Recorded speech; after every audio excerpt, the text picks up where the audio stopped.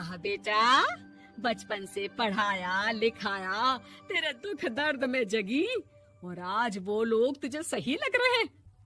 और फिर ससुराल में लड़की खुश रहे, ये तो मायके वालों की जीवन भर की जिम्मेदारी रहती है।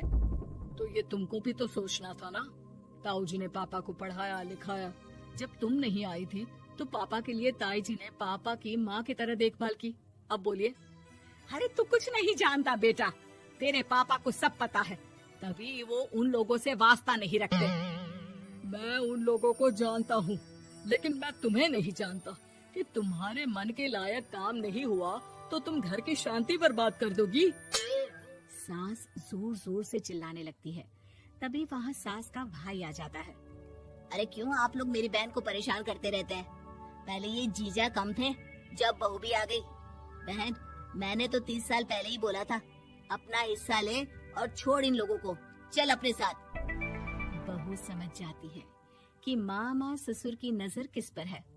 देखा, तुम लोग मुझे अकेला मत समझना, मेरा भाई खड़ा है आज भी मेरे लिए। बहू मायके जाती है और आते वक्त साथ में एक नौकरानी ले आती है। अरे बहू, कुछ खाने को दे दे।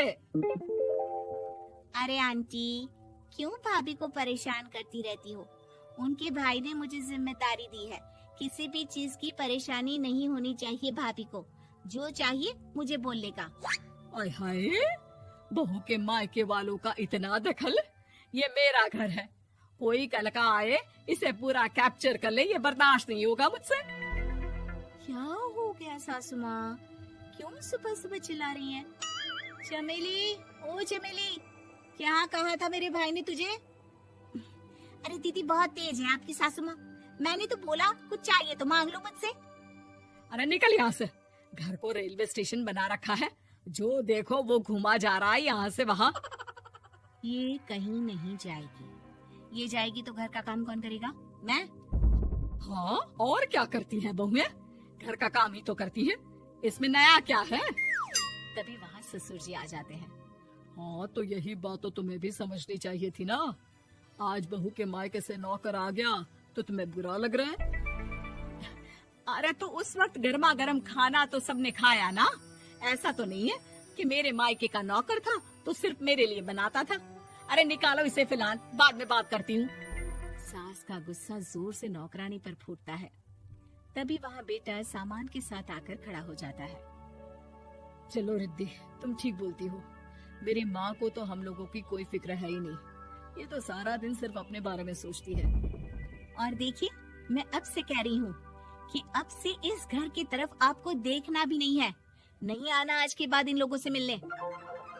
हाँ हाँ, बस कभी कभी दिन में 2 बार मिलने आ जाओ। नहीं, बिल्कुल नहीं। ससुर झूठा नाटक करते हुए। मेरी बीवी ने मुझे मेरे ही परिवार से दूर कर दिया, आज बहू मेरा इकलौता बेटा दूर कर रही है। हाय, कैसे जीऊंगा मैं? वाह, वो भाई जो आपको बेटे की तरह मानता था, उन्हें छोड़ने में तो दुख नहीं हुआ, आज खुद का बेटा छोड़कर जा रहा है, तो कैसे जीऊंगा? बढ़िया है। अब सास समझ चुकी थी कि उससे गलती क्या हुई है।